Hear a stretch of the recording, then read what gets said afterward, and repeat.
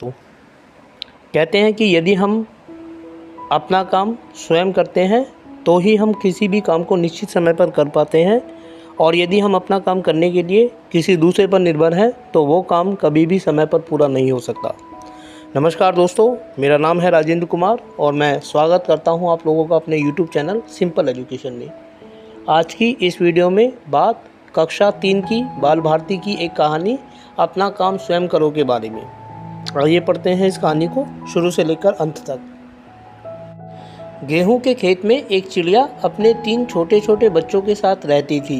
गेहूं के पौधे काफ़ी बड़े थे, इसलिए चिड़िया और उसके बच्चों को कोई देख नहीं सकता था। जब चिड़िया बाहर चली जाती, बच्चे वहीं खेलते और नाचते गाते रहते। कुछ दिन बीत गए, गेहूं के पौधे और भी बड़े हो गए, चिड़िया के बच्चे भी कुछ बड़े हो गए, पर अभी वे उड़ नहीं सकते थे। एक दिन वे दोस्तों खूबसूरत से चित्र में आप देख सकते हैं कि किस तरीके से खेत में चिड़िया के बच्चे 3 बच्चे खेल रहे हैं और किस तरीके से किसान और बेटा अपने खेतों का निरीक्षण कर रहे हैं, खेल रहे थे। उनकी माँ दाना लाने बाहर गई हुई थी। इतने में उन्होंने देखा कि किसान और उसका बेटा बातें करते उधर आ रहे हैं। ची ची ची ची, देखो उधर देखो, कोई आ रहा है, एक बच्चे ने कहा। चुप चुप, वे हमें देख लेंगे, दूसरे ने कहा। बच्चे चुप हो गए और उनकी बातें सुनने लगे। किसान अपने बेटे से कह रहा था, देखो अब गेहूं पकने लगे हैं, 2-3 दिन में ही इनको काट लेना चाहिए। किसान ने एक पौधा अपने बेटे को दिखाया और कहा, देखो जब सब पौधे ऐसे हो जाएं तब समझ लेना चाहिए कि वे पक गए हैं। इन्हें हम अपने पड़ोसियों से कटवाएंगे, चलो बेटा हम उनसे कह दें। किसान की बात सुनकर बच्चे डर गए। उन्होंने सोचा कि गेहूं कटने के बाद हम खेत में नहीं रह सकेंगे। कुछ देर बाद चिड़िया आ गई। ची ची ची ची, सब एक साथ चिल्लाने लगे। माँ माँ, चलो यहाँ से चलें, एक ने कहा। मुझे तो बहुत डर लग रहा है, दूसरा बोला। तीसरे ने कहा, माँ माँ, यहाँ से किसी दूसरी जगह चलो। चिड़िया ने पूछा, क्यों, क्या बात है, चिल्ला क्यों रहे हो, तुम इतने डरे हुए क्यों हो? एक बच्चे ने कहा, माँ तुम जब चली गई थी तब किसान और उसका बेटा यहाँ आए थे। किसान कह रहा था कि मैं 2-3 दिन में गेहूँ कटवाऊँगा। दूसरे ने कहा, वह अपने पड़ोसियों से गेहूँ कटवाएगा, वह उनसे कहने गया है।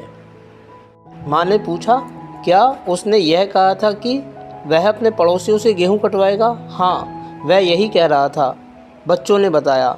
चिड़िया ने कहा, तो फिर डरो मत, उसके पड़ोसी गेहूँ काटने नहीं आएंगे, हम यहीं रहेंगे। 3 दिन बीत गए, गेहूँ काटने कोई नहीं आया। अगले दिन जब चिड़िया बाहर गई तब किसान और उसका बेटा फिर खेत पर आए।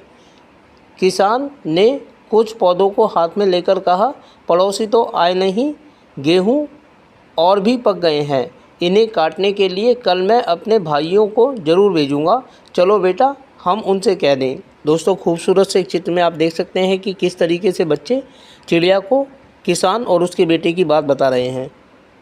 जब शाम को चिड़िया खाना लेकर आई, बच्चों ने उसे सारी बात बता दी। चिड़िया ने कहा, डरो मत, उसके भाई भी नहीं आएंगे, उनके पास बहुत से काम है। अगले दिन भी गेहूं काटने कोई नहीं आया। शाम को किसान और उसका बेटा फिर खेत पर आए। किसान ने कहा, देखो भाइयों ने भी हमारे गेहूं नहीं काटे, कल हम स्वयं इन्हें काटेंगे। जब चिड़िया ने बच्चों से किसान की बात सुनी तब उसने कहा, किसान कल गेहूं काटने ज़रूर आएगा। उसने समझ लिया है कि अपना काम अपने ही करने से होता है, अब हमें यहाँ से किसी दूसरी जगह चल देना चाहिए। अब तो तुम उड़ भी सकते हो, किसान कल गेहूं काटने ज़रूर आएगा। अगले दिन किसान और उसका बेटा स्वयं गेहूं काटने आए, पर चिड़िया और उसके बच्चे उनके आने से पहले ही उड़ गए थे। तो दोस्तों देखा आपने, छोटी सी ये कहानी हमें बताती है कि अगर हम अपने काम को करने के लिए दूसरे लोगों के ऊपर निर्भर हैं तो वो काम कभी भी पूरा नहीं हो सकता। कोई भी काम तभी निश्चित समय पर पूरा हो सकता है जब हम उसे स्वयं पूरा करें। दोस्तों उम्मीद करता हूँ कि आप लोगों को यह कहानी अच्छी लगी होगी, और साथ ही आपसे अनुरोध करता हूँ कि यदि वीडियो अच्छी लगी तो वीडियो को लाइक और चैनल को सब्सक्राइब जरूर करें। इसके अलावा आने वाले दिनों में ऐसी ही वीडियोस को देखने के लिए जुड़े रहें मेरे साथ मेरे इस यूट्यूब चैनल पर, जिसका नाम है सिंपल एजुकेशन।